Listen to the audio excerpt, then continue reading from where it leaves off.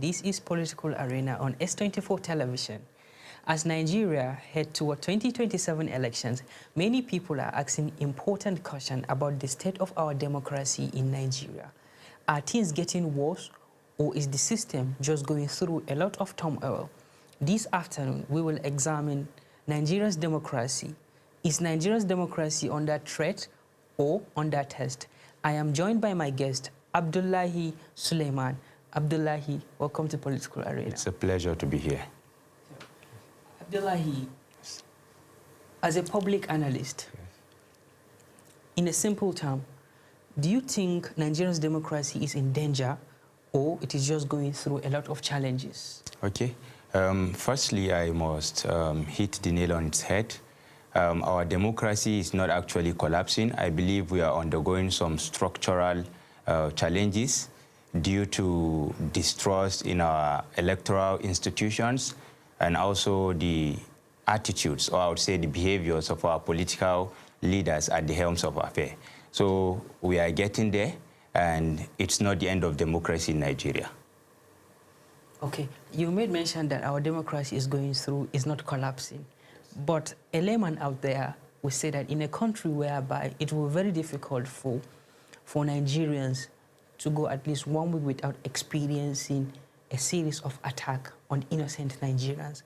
And one of the attributes of a failed state, perhaps if I may see, is the absence and failure of the government to protect the rights and individual of the country. What can you say about that? We must know that the first essence of every government is the protection of life and properties of the people. And in a situation where the lives and the properties of people are not protected, it simply means there is a failed government. But I believe that is not a collapse of democracy on its own. And that is why at every interval, at certain years, for Nigeria, applicably after 4 years, there is need for everyone to go out to select, or rather elect leaders that they feel deem, fit to hold up to the required leadership and things that are required for the Nigerian people. So, the insensate attacks, insecurity are surely shortfalls and failures from our government. So you so much have believed that democracy in Nigeria will see the light of the day? Of course. We'll get there. It's not a day job, but I believe even with the trial and error? Yes, the trial and error, we are going to get there. And with the upcoming, with things that occur these days, the differences in the political parties and issues that comes up when there is a new leadership, I believe one day we'll definitely get it right democratically in Nigeria. Many people are talking about vote buying, and vote buying is becoming the talk of the day, especially when it's the election periods. In your opinion, what are the reasons behind this vote buying, and why are voters willing to sell their vote? Because we already know that you have your own foreign child, the right to vote and be voted for. This is a very complex matter. Vote buying is an issue that has been, has been in existence for a very long time. But I would simply tag it to 2 reasons. The first one will be economic reasons, and I'll say the other reason will be lack of trust. What do I mean by economic reasons? You see, poverty is the essence for accepting, vote buying.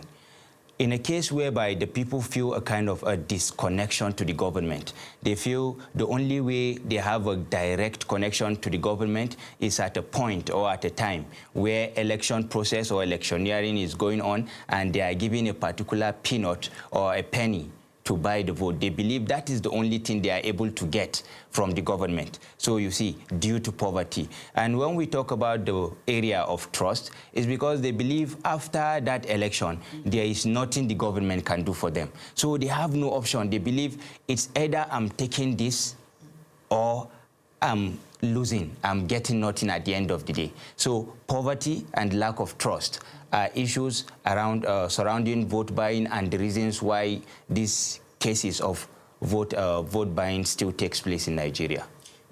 As some people call Nigeria a dilapidated country, so you as a Nigerian, as a patriotic Nigerian, What are you doing in order to curb the issue of vote buying among young Nigerians, especially women and young girls? Okay.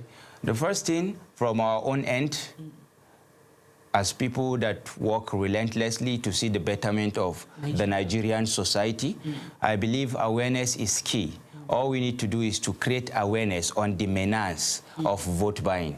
You can't sell 4 years of, of true leadership to vote buying. And at the end of the day, in the other way, it looks more like a political investment for our politicians, and where they feel like, I bought votes for certain amounts, and I need to get it back. So you see, that is a form of investment. Now business, politics have now turned to a business. Exactly, a political investment. So awareness is very, very important. When our people are aware that vote buying only solves not even up to a second of the issues facing Nigeria, then they would understand that vote buying is not something that should be given any consideration.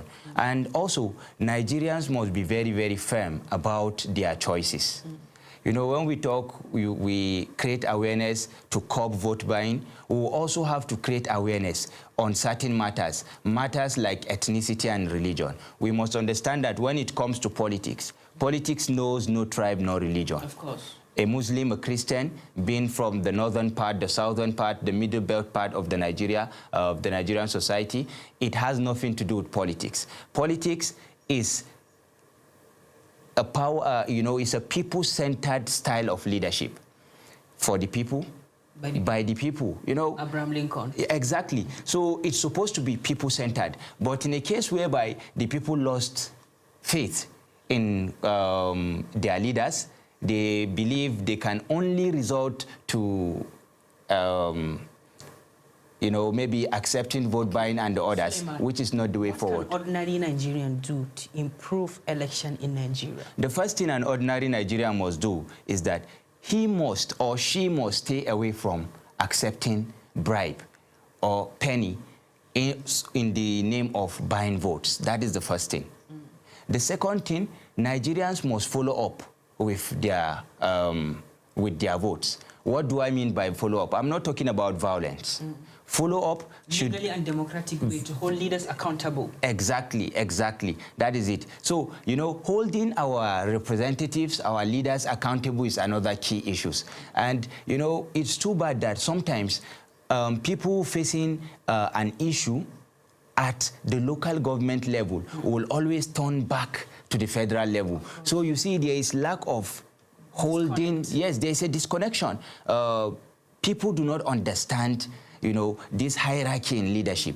So it's important to know that holding our leaders accountable is our responsibility. I believe there is concurrent list, residual list, and exclusive list. Exactly. So we must hold them accountable.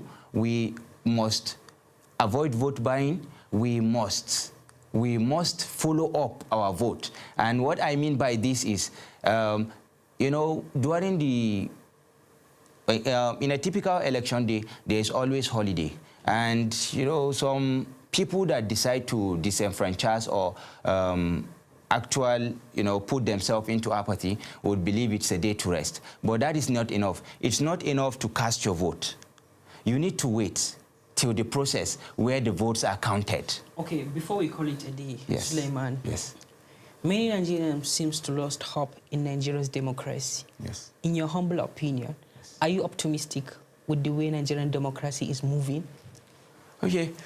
I would say losing hope is not a good thing for Nigeria and Nigerians, because I believe when there is life, there is hope. We only stop losing hope when we stop breathing, when we stop living. So there would be no need for us to stop losing hope in Nigeria. It's a time for us to unite. It's a time for us to work together to get Nigeria better. Okay. What are your calls ahead of 2027 to young Nigerians? Okay. We must get involved. Young Nigerians must get involved in the process of electioneering.